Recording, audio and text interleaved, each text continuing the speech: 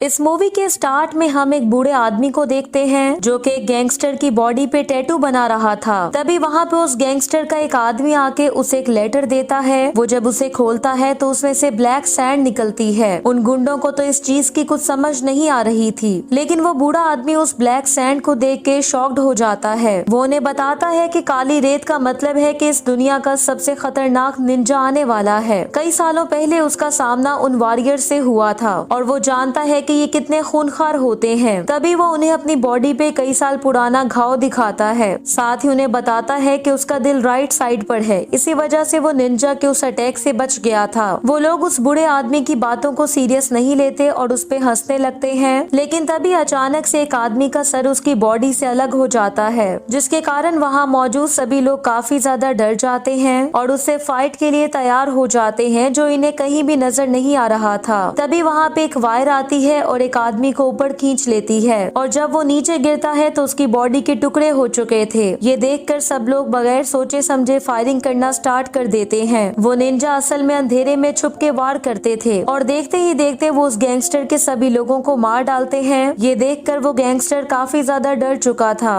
वो उससे पूछने लगता है कि तुम किसके आदमी हो और ये सब क्यों कर रहे हो, लेकिन तभी वो बूढ़ा आदमी उससे कहता है कि तुम जिससे बात कर रहे हो वो कोई इंसान नहीं है बल्कि वो एक डीमन है। और तभी वो निंजा अंधेरे से बाहर आता है और उस बूढ़े आदमी को मार डालता है, जिसके बाद वो उस गैंगस्टर को भी मार देता है। इसी के साथ ही सीन शिफ्ट होता है और हमें ओजोनो ट्राइब की कहानी दिखाई जाती है, जो कि असल में खूनखार निंजास की ट्राइब थी और उनके लीडर का नाम लॉर्ड ओजोनो था। ये लोग पूरी दुनिया से बच्चे इकट्ठे करते थे और उन्हें कई सालों की सख्त ट्रेनिंग के बाद निंजास बनाया जाता था। इन निंजास के बारे में दुनिया के सभी बड़े देश जानते थे, लेकिन आम लोगों को इस बारे में कुछ भी पता नहीं था और जो लोग इन्हें जानते थे वो इन्हें बहुत सारे पैसे देकर किसी का भी मर्डर करवा सकते थे। साथ ही हमें ये भी पता चलता है कि रशियन प्रेसिडेंट और जापान के प्राइम मिनिस्टर की मौत के पीछे भी इन्हीं निंजास का ही हाथ है। एक दिन लॉर्ड ओजोनो के पास राइजो नाम का एक बच्चा आता है जिसे उसके माँ बाप ने लावारिस छोड़ दिया था, इसलिए लॉर्ड ओजोनो उसे अपनी ट्राइब का हिस्सा बना लेता है। वो उसे बाकी बच्चों के साथ इंट्रोड्यूस करवाता है और कहता है कि आज से ये भी तुम्हारा भाई है। लॉर्ड ओजोनो को मन ही मन में ये एहसास हो गया था कि आगे चल के बच्चा इस ट्राइब का लीडर बनेगा, इसलिए उसकी काफी सख्त ट्रेनिंग स्टार्ट हो जाती है और 10 साल की उम्र तक उसकी बॉडी जख्मों से भर चुकी थी। ये वो घाव थे जो कि राइजो को उसकी मिस्टेक्स की पनिशमेंट के तौर पे मिले थे, क्योंकि लॉर्ड ओजोनो का मानना था कि एक निंजा को हमेशा छुप के रहना चाहिए, इसलिए राइजो को लकड़ी के फ्लोर से गुजारा जाता है और अगर हल्की सी भी आवाज होती तो ओजोनो उसके पाँव पे छड़ी से वार करता था। रात को उसे इतनी ज्यादा पेन होती थी कि वो सो भी नहीं पाता था। फिर एक रात एक लड़की किरिको उसके पास आती है और राइजो के जख्मों पे मरहम लगाती है। किरिको भी उसी जगह निंजा की ट्रेनिंग ले रही थी। हालांकि वहाँ ये सिखाया जाता था कि अपने अंदर मौजूद किसी भी तरह के इमोशंस को निकाल के बाहर फेंक दो, लेकिन वो लड़की सबसे अलग थी। उसे किसी को मारना बिल्कुल भी पसंद नहीं था। इसी तरह काफी समय बीत जाता है और अब वो दोनों बड़े हो चुके थे, लेकिन इस दौरान उनमें कोई खास बातचीत नहीं हुई थी। वो दोनों सिर्फ दूर से ही एक दूसरे को देखते थे। राइजो अब ओजोनो ट्राइब का सबसे ब्रिलियंट वॉरियर बन चुका था, लेकिन फिर भी वो अपने सीनियर ताकेशी से फाइट हार जाता है, क्योंकि ताकेशी ने उस पे धोखे से वार किया था। अब लॉर्ड ओजोनो ताकेशी को पनिश करने की बजाय उल्टा राइजो को ही वीक कहकर उसे ह्यूमिलिएट करने लगता है।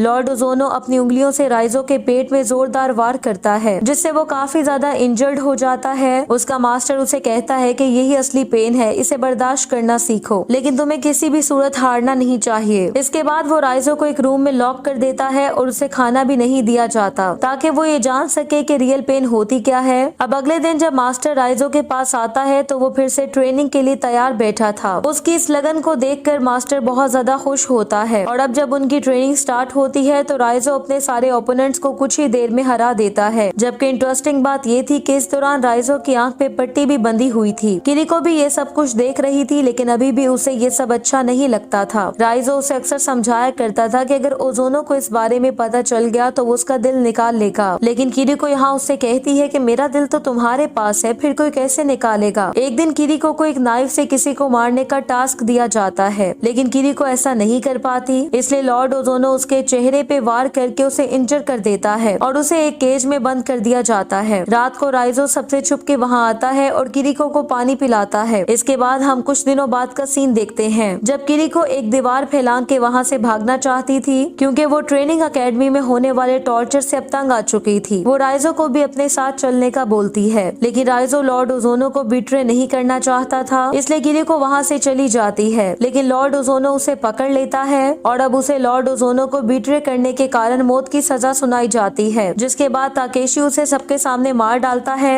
राइजो ये देखकर बिल्कुल टूट जाता है, लेकिन फिर भी वो लॉर्ड ओजोनो के साथ जुड़ा रहता है। और इसी के साथ ही सीन शिफ्ट होता है और हम बर्लिन में मिका नाम की एक लड़की को देखते हैं, जो कि एक इन्वेस्टिगेशन ऑफिसर थी। मिका को निंजास के होने के कुछ प्रूफ्स मिलते हैं, जिन्हें वो अपने बॉस को दिखाती है, लेकिन उसका बॉस ये मानने को तैयार नहीं था कि ऐसे निंजास मौजूद हैं, जिनके बारे में सिर्फ पावरफुल लोग ही जानते हैं। लेकिन मिका उसे सबूत दिखाते हुए बताती है कि पावरफुल लोगों का पैसा इधर उधर होने में और बहुत से पॉलिटिशियन की मौत के पीछे निंजास का ही हाथ है। ये देखकर उसका बॉस इस पर मजीद इन्वेस्टिगेशन करने का डिसाइड करता है और एक दिन उन्हें पता चलता है कि मार्क नाम के एक स्पाई ने भी ऐसे सबूत इकट्ठे किए थे, लेकिन जल्दी उसे जॉब से निकाल दिया गया, जिसके बाद किसी ने उसे मार डाला। दूसरी तरफ हम राइजो को देखते हैं, जो कि किसी खास मिशन के लिए बर्लिन में ही था। वो एक पुराने से घर में अकेला रहता था और हर सुबह करी ट्रेनिंग भी करता था। एक दिन जब वो कपड़े धोने वाली शॉप पे जाता है तो उसे वहाँ एक लेडी मिलती है, जिसे देखते ही राइजो ये समझ गया था कि वो भी एक निंजा है। इसी दौरान वो लेडी राइजो पे अटैक कर देती है, जिसके कारण उनमें एक जबरदस्त फाइट स्टार्ट हो जाती है। कुछ देर बाद जब एक आदमी उसी शॉप में आता है तो हमें पता चलता है कि राइजो उस लेडी को एक वॉशिंग मशीन में बंद करके चला गया था। दूसरी तरफ मिका उस जासूस की पत्नी के पास आती है, जिसे निंजास के सबूत मिलने के कारण मार दिया गया था। यहाँ मार्क की पत्नी मिका को बताती है कि 2 साल पहले एक मर्डर की इन्वेस्टिगेशन के दौरान मेरे हस्बैंड को निंजास के बारे में कुछ सबूत मिले थे, जिसके बारे में उन्होंने अपने सीनियर्स को बताया, लेकिन उस केस पर मजीद इन्वेस्टिगेशन करने की बजाय मार्क को ही जॉब से निकाल दिया गया था। मेरे हस्बैंड बहुत ज्यादा ब्रेव थे, लेकिन एक दिन उनसे मिलने एक आदमी आता है और कुछ देर बातें करने के बाद वो आदमी तो वहाँ से चला जाता है। लेकिन उस इंसिडेंट के बाद मेरे हस्बैंड इतना ज्यादा डर गए थे कि उन्होंने घर के सारे लॉक्स चेंज करवा दिए थे, यहाँ तक कि विंडोज को भी लॉक लगवा दिए गए थे और घर में हर तरफ कैमरास भी लगवाए गए। रात को भी घर के हर कोने में रोशनी रहती थी। मार्क ने परछाइयों के लिए कोई जगह छोड़ी ही नहीं थी ताकि वहाँ पे कोई निंजा ना आ सके। लेकिन एक रात जब वो निंजास आए तो लाइट्स अपने आप ही बंद हो गई थी और जब मेरे हस्बैंड बाहर चेक करने गए तो उन्हें मार दिया गया। ये सुनकर मिका उससे मजीद इन्वेस्टिगेशन करने लगती है, जिस पर वो उसे एक बॉक्स देती है। मिका को उस बॉक्स में कुछ वीडियोस मिलती हैं। वो जब उनको देखती है तो उसे उनमें एक लड़का दिखाई देता है, जो कि कोई और नहीं बल्कि राइजो ही था। अगले दिन मिका जब उस स्पाई के बारे में रिसर्च कर रही थी तो तभी उसका एक कोलीग उसके पास आता है और उसे ऐसी चीजों से दूर रहने का कहता है जो कि उसके लिए खतरा हो सकती थी। उस रात मिका जब घर आती है तो देखती है कि पूरी गली में ही लाइट्स ऑफ थी। वो धीरे धीरे अपने घर की तरफ बढ़ने लगती है और जैसे ही वो अंदर आती है तो तभी अचानक से एक निंजा उस पर अटैक कर देता है। लेकिन हैरानी की बात ये थी कि एक और निंजा उसे बचा लेता है और सभी असैसिन्स को मार डालता है। तभी हमें पता चलता है कि मिका की जान बचाने वाला कोई और नहीं बल्कि राइजो ही था। इसके बाद हमें पास्ट का सीन दिखाया जाता है, जब राइजो लॉर्ड ओजोनो के कहने पर बहुत से लोगों को मार दिया करता था और अपने मिशंस बगैर किसी डिफिकल्टी के कंप्लीट कर लेता था। एक दिन जब वो अपना मिशन कंप्लीट करके लॉर्ड ओजोनो के पास आता है तो वो राइजो को कहता है कि उसे उस पर गर्व है और कहता है कि तुमने सच में प्रूफ किया है कि तुम ही मेरे असली बेटे हो। इसके बाद वो उसे एक लड़की को मारने का कहता है जो कि ऑर्फनेज से भागते हुए पकड़ी गई थी और कहता है कि यही असूल है कि जो भी ऑर्फनेज से भागेगा उसे मार दिया जाएगा। लेकिन राइजो को ये सब कुछ ठीक नहीं लगता और उस लड़की को देखकर उसे किरिको याद आती है, जिससे वो प्यार करने लगा था, लेकिन उसे सिर्फ इसलिए बड़ी बेरहमी से मार दिया गया था क्योंकि ऑर्फनेज में होने वाले टॉर्चर से तंग आके वो वहाँ से भाग गई थी।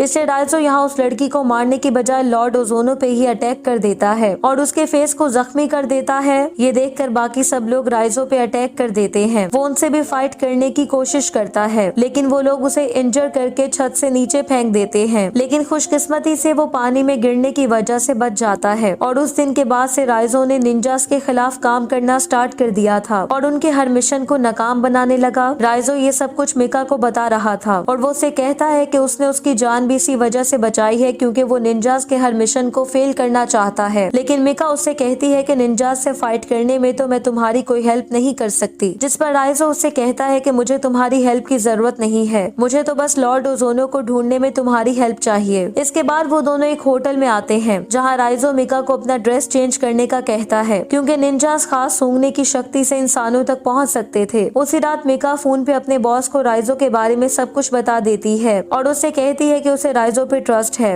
इसलिए उसका बॉस राइजो को एक जगह लेके आने का कहता है। मिका राइजो को लेकर वहाँ पहुँच जाती जाती है, लेकिन मिका का बॉस राइजो को पकड़वा देता है। मिका अपने बॉस को रोकने की बहुत कोशिश करती है, लेकिन उसे राइजो को पकड़ने के ऑर्डर्स मिले थे, इसलिए वो उसकी कोई बात नहीं सुनता। अब राइजो को एक सुनसान जेल में कैद करके चेन से बांध दिया जाता है। मिका जब ये देखती है तो वो फिर से अपने बॉस से बात करने के लिए जाती है, लेकिन उसका बॉस राइजो को छोड़ने के लिए तैयार नहीं था और उसे कहता है कि तुमने ही तो कहा था कि हमें इसे निंजा से प्रोटेक्ट करना है और इस जगह पे ही वो निंजा से सुरक्षित रह सकता है। रात को मिका जब राइजो को पानी पिलाने के लिए आती है तो राइजो उसे बताता है कि निंजास किसी भी टाइम यहाँ आ सकते हैं। अब इससे पहले कि मिका अपने बॉस को कुछ बता पाती तभी वहाँ की लाइट्स ऑफ हो जाती हैं, क्योंकि निंजास वहाँ पहुँच चुके थे। वो निंजास उन सोल्जर्स पे अटैक कर देते हैं और उन्हें एक एक करके मारने लगते हैं, जिसकी वजह से हर तरफ खून ही खून दिखाई देता है और उनके वेपन्स भी उनके किसी काम नहीं आते। ये देखकर मिका राइजो को आजाद करने लगती है, क्योंकि वो लोग वहाँ पे राइजो को ही मारने आए थे, क्योंकि उसने निंजास के असूल तोड़े थे। मिका ने राइजो को आजाद कर दिया था और इसी दौरान वहाँ पे एक निंजा भी पहुँच जाता है। राइजो आजाद होने के बाद मिका को भी बचाने लगता है और उस निंजा को भी उठा के दीवार पे मारता है, जिससे वो वहीं मारा जाता है। वो दोनों जैसे ही बाहर आते हैं तो कुछ असैसिन्स उन पे अटैक कर देते हैं, जिसकी वजह से राइजो मिका को वहाँ से जाने का कहता है, क्योंकि वो इतने सारे निंजा से फाइट करते हुए उसे प्रोटेक्ट नहीं कर सकता था। इसलिए मिका सबसे बचते हुए वहाँ से भाग जाती है, जिसके बाद हमें राइजो और निंजास के बीच एक जबरदस्त फाइट दिखाई जाती है, जो कि काफी देर तक जारी रहती है और राइजो एक एक करके उन निंजास को मार रहा होता है, जिससे हमें पता चलता है कि राइजो वाकई में ऑर्फनेज का सबसे बेस्ट असैसिन था। लेकिन तभी वहाँ पे ताकेशी आ जाता है, जिसने एक बार ट्रेनिंग के दौरान उसे धोखे से हराया था। वो राइजो पे अटैक करके उसे इंजर कर देता है, जिसके बाद उन दोनों में जबरदस्त फाइट होने लगती है और वो दोनों एक दूसरे पे कई अटैक्स करते हैं। लेकिन इतने ज्यादा निंजास से एक ही टाइम में फाइट करना उसके लिए काफी डिफिकल्ट था और इस दौरान वो काफी ज्यादा घायल भी हो चुका था, इसलिए वो निंजास से फाइट करते हुए रोड तक पहुंच जाता है। अब इससे पहले कि ताकेशी उसे जान से मारता, तभी पीछे से मिका उसे अपनी गाड़ी से टक्कर मार देती है, जिसके बाद वो राइजो को बचा के होटल में ले आती है। होटल में राइजो जब बेहोश पड़ा था तो तभी मिका उसके पास आती है और राइजो को उसकी जान बचाने के लिए थैंक्स बोलती है। इसके बाद वो ट्रैकिंग डिवाइस को ऑन कर देती है, जिससे उसके बॉस को उनकी लोकेशन का पता चल जाता है। लेकिन इससे पहले कि वो लोग वहाँ पहुँचते तभी वहाँ पे निंजास आ जाते हैं और राइजो को उठा के वहाँ से ले जाते हैं। पुलिस जब वहाँ पहुँचती है तो उन्हें वहाँ से मिका ही मिलती है, जो कि उन्हें बताती है कि 10 मिनट पहले ही वो लोग राइजो को यहाँ से ले गए हैं। दूसरी तरफ राइजो को लॉर्ड ओजोनो के सामने लाया जाता है, जो कि उसे माफी मांगने का आखिरी मौका देता है, लेकिन राइजो ऐसा करने से इनकार कर देता है, जिसके कारण ओजोनो गुस्से से पागल हो जाता है, क्योंकि कुछ साल पहले तक तो उसने सोचा था कि यही लड़का आने वाले समय में इस ट्राइब का लीडर बनेगा। लेकिन अब वो उसे खुद को बिट्रे करने के कारण ऐसी दर्दनाक सजा देने का डिसाइड करता है, जो कि कई सालों तक लोग याद रखेंगे। वो उसे उसी जगह बांध देता है जहाँ उसने किरिको को बांधा था और उसके पेट में अपनी उंगलियों को घुसा देता है, जिससे राइजो को बहुत ज्यादा पेन होने लगती है। हालांकि ओजोनो के एक ही वार से लोग मर जाया करते थे, पर राइजो उसका सबसे ज्यादा स्किलफुल और ट्रेंड वॉरियर था, इसलिए वो ओजोनो के कई अटैक्स को भी बर्दाश्त कर पा रहा था और पेन को कैसे बर्दाश्त करना है ये भी उसे ओजोनो ने ही सिखाया था। तभी राइजो को खून की उल्टी आती है और वो ट्रैकिंग डिवाइस भी बाहर आके गिरती है और इसी दौरान मिका वहाँ पुलिस फोर्स को लेकर पहुँच जाती है, जो कि सब लोगों पे फायरिंग करना स्टार्ट कर देते हैं। इसी दौरान मिका राइजो को आजाद कर देती है। पुलिस फोर्स निंजास को मार रही होती है, जबकि राइजो उनसे फाइट करने की बजाय उस जगह पहुंच जाता है जहां वो हमेशा से ट्रेनिंग किया करता था। तभी वहां पे ताकेशी भी कुछ और निंजास के साथ पहुंच जाता है। इसी के साथ ही उनमें फाइट स्टार्ट हो जाती है और राइजो एक एक करके बाकी सब निंजास को मार डालता है, जिसके बाद ताकेशी और राइजो आमने सामने आते हैं और एक दूसरे पे कई अटैक्स करते हैं। लेकिन आखिर में राइजो ताकेशी को हरा देता है और उसे बहुत बुरे तरीके से मार डालता है। इसके बाद वो ओजोनो की तरफ बढ़ता है, जो कि एक रूम में बड़े आराम से बैठा हुआ था, जबकि बाहर पुलिस फोर्स निंजास को मार रही थी। ओजोनो यहाँ अचानक से ही गायब हो जाता है और राइजो के पीछे मौजूद अंधेरे से बाहर आता है। वो राइजो पे अटैक करके उसे दूर फेंकता है, जिसकी वजह से राइजो अपनी स्वॉर्ड निकाल के उससे फाइट करने के लिए तैयार हो जाता है। ओजोनो यहाँ एक बार फिर उसे माफी मांगने का मौका देता है और उससे कहता है कि वो उसके बाप जैसा है, क्योंकि उसके माँ बाप ने तो उसे छोड़ दिया था और वो उसे यहाँ लेकर आया था और उसी ने उसे बचपन से आज तक पाला है। लेकिन राइजो उससे कहता है कि वो किसी का बेटा नहीं है और वो ओजोनो को खत्म करके ही आजादी की पहली सांस लेगा। ये कहकर वो ओजोनो पे अटैक के लिए आगे बढ़ता है, लेकिन ओजोनो एक बार फिर से गायब हो जाता है और उसके पीछे पहुंचकर उस पे अटैक कर देता है। इसी दौरान राइजो अपनी उंगलियां ओजोनो के पेट में घुसा देता है, जिससे वो इंजर हो जाता है। लेकिन राइजो के लिए अपने मास्टर से जीतना काफी ज्यादा डिफिकल्ट था। ओजोनो उस पे अटैक करके उसे नीचे गिरा देता है, लेकिन इससे पहले कि वो उसे जान से मारता तभी वहाँ पे मिका भी उसकी हेल्प के लिए पहुँच जाती है। इसलिए ओजोनो एक बार फिर से गायब हो जाता है और मिका के पीछे पहुँच के अपनी स्वॉर्ड उसके आर पार कर देता है। ये देखकर राइजो को गुस्सा आता है और वो एक बार फिर से अपने मास्टर की ही टेक्निक को यूज करते हुए उस पे अटैक करने लगता है। वो उसके पास से इतनी तेजी से गुजरते हुए उस पे अटैक करता है कि ओजोनो उसे रोक ही नहीं पाता और आखिरकार राइजो उसके कंधे में तलवार मार के उसे भी बहुत बुरे तरीके से मार डालता है। लेकिन खुशकिस्मती से मिका अभी भी जिंदा थी। राइजो उसे उठा के बाहर आ जाता है। डॉक्टर जब उसे चेक करता है तो वो राइजो को बताता है कि मिका का दिल असल में राइट साइड पे है, इसलिए वो बच जाएगी। इस मूवी के लास्ट सीन में हम देखते हैं कि राइजो अकेडमी की दीवार पे चढ़ने लगता है और बिल्कुल ऐसा ही करता है जैसा कि किरिको चाहती थी। राइजो की आजादी की पहली सांस के साथ ही ये मूवी एंड हो जाती है। Thank you so much for watching.